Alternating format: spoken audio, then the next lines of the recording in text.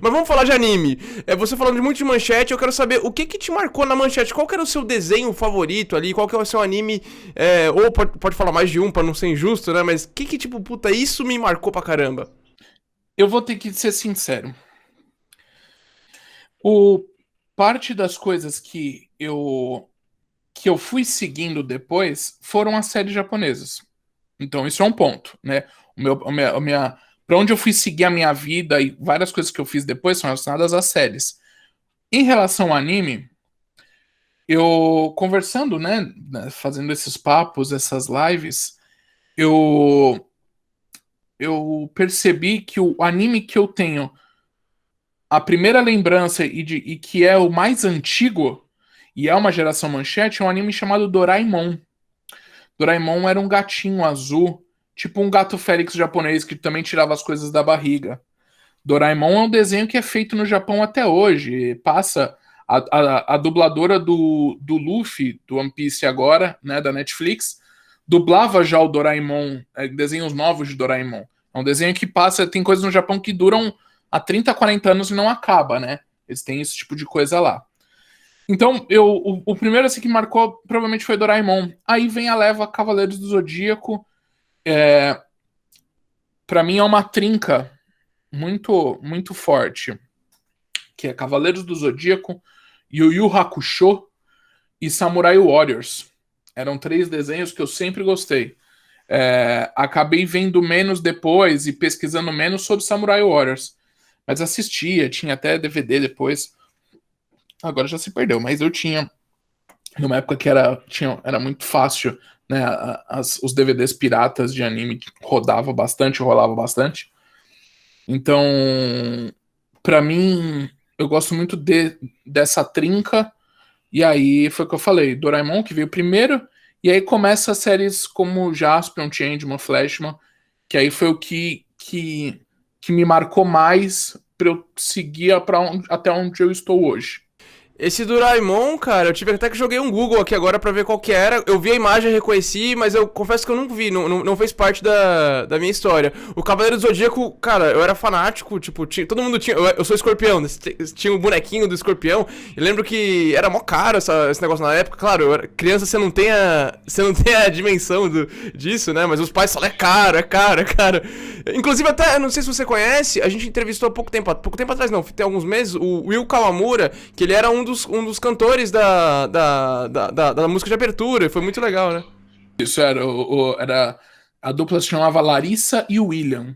E aí o Will cantou, né? Foi a história, né? Ele contou, né? Que era na verdade eram para eles serem uma nova formação, acho que do Balão Mágico, do Tenta Alegria. E aí surgiu Cavaleiros do Zodíaco.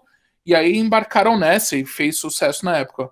O Will é um amigo, faz. Eu não vejo um pouco antes da pandemia, que eu não vejo, mas de vez em quando a gente ainda se fala. Um abraço para você, Will Kawamura. Mas foi Cavaleiros. Não tem como. Cavaleiros mudou. Boa parte do consumo e da vida de uma geração de brasileiros. Tudo era Cavaleiros do Zodíaco.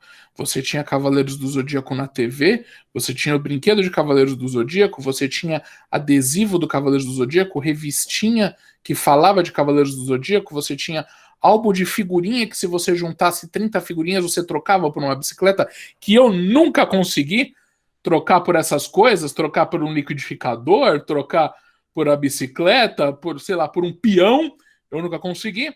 Tinha uns que era a balinha, que eram umas figurinhas de balinha, que aí vinha um pôster que você grudava, álbum de figurinha, que era uma febre também, que de vez em quando o pessoal surge de volta com o álbum de figurinha de Cavaleiros do Zodíaco. Se eu não me engano, naquela época o salário mínimo do brasileiro era por volta de R$ 200, 200 e poucos reais. O boneco custava de 30 a 40 reais. Então isso era boa parte do salário do brasileiro. Por isso que a gente dizia naquela época que era caro. Se for ver aquelas revistas de comida, né? Que arroz, o quilo de arroz e coisas assim era R$ 1, R$ 2. Então esse boneco ser 30, 40 era na época caro para caramba. É mais ou menos na mesma época o Cavaleiro dos Zodíacos e o Pokémon? Ou não, né? Do começo da década de 90, não é? Isso, Pokémon vem depois. Pokémon já é uma leva que a gente já tá um pouco mais velho. A gente acompanha, claro. Pokémon vem também. Acho que. Eu não sei se não é no mesmo. Eu não sei o mesmo ano, porque. Falei, eu não lembro datas, eu lembro, né? Mas eu já associo o Pokémon já mais com o boom do Dragon Ball no Brasil. Já tinha esse um boom, o Dragon Ball era conhecido e tal, mas ver ele mais na TV. Veio ele, já passava Dragon Ball na SBT, o Dragon Ball do Goku pequeno, mas Dragon Ball Z, de ter ele recorrente, foi numa leva da TV Globinho, se eu não me engano. E aí vem Pokémon na Record, mas já é um pouco, a gente já tá um pouco mais velho já nessa época. Antes do almoço, mais ou menos, né, Max? Passava por volta de umas 10 horas, mais ou menos, 10, 11 horas. E eu era muito viciado, eu cantava, hoje em dia não sei, né? Mas na época o meu irmão a gente cantava a musiquinha do Pokémon. E meus amigos de sala, eles eram muito de Dragon Ball Z. E eu tentava assistir para acompanhar, porra, eu não via graça nenhuma, mas Pokémon eu adorava. E na época eu acho que Pokémon ele fazia menos sucesso que o Dragon Ball Z, não era? Não. Peraí. Ô Renato, eu acho, não sei, você pode me falar melhor. Eu acho que no geral o Dragon Ball até fez mais sucesso do que o Pokémon, mas o Pokémon acho que deu muito dinheiro. Eu lembro que vendia tudo que era coisa de Pokémon. Era figurinha, vendia bastante, Pokébola, desenho, muito brinquedo. E o Dragon Ball acho que era um desenho melhor. Sei lá, não sei, né? Não sei. Acho que é o melhor de todos pra mim, acho que é o Dragon Ball. Mas acho que o Pokémon que mais me marcou na minha vida, porque eu sou de 88. Talvez o Pokémon pra você era já, talvez coisa de criança, não sei.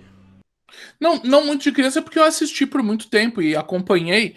E aí eu até queria mostrar uma coisa pra vocês, porque lançou hoje o joguinho de celular do Pokémon, que é de luta, não de luta de porrada, mas é uma versão League of Legends de Pokémon. Lançou hoje. Eu já baixei, eu já estou jogando esta desgraça. Já estou. Então é assim. Porque o que você falou, na verdade, no Brasil, no Brasil, essa questão de Dragon Ball virar com produto realmente foi bem. Foi pior, foi um pouco, foi mais falho. Pokémon não, Pokémon conseguiu vir mais rápido as coisas. Já tinha o Pokémon de Game Boy, o que ajudou muito. Com Dragon Ball, na nossa época de criança, a gente tinha mais os jogos do Super Nintendo. Né? Aí vem os jogos de PlayStation e por aí vai. Então, demorou-se um pouco mais para começar a ter coisas aí, bonequinhos, vagabundos tal. Em compensação agora, em relação a colecionismo, Dragon Ball sempre deu de 10-0. Isso no Japão é uma febre, e isso agora é uma febre aqui. Eu acho que de Dragon Ball, de boneco fácil eu não tenho. Mas é um mundo. Bonecos que são lançados no Japão no mesmo ano já vem pro Brasil e as pessoas colecionam. Isso é uma febre agora. Quer dizer, agora não, mas ela ainda é uma febre aqui, né? O Dragon Ball. Pokémon foi mais, no Brasil foi mais uma febre da época.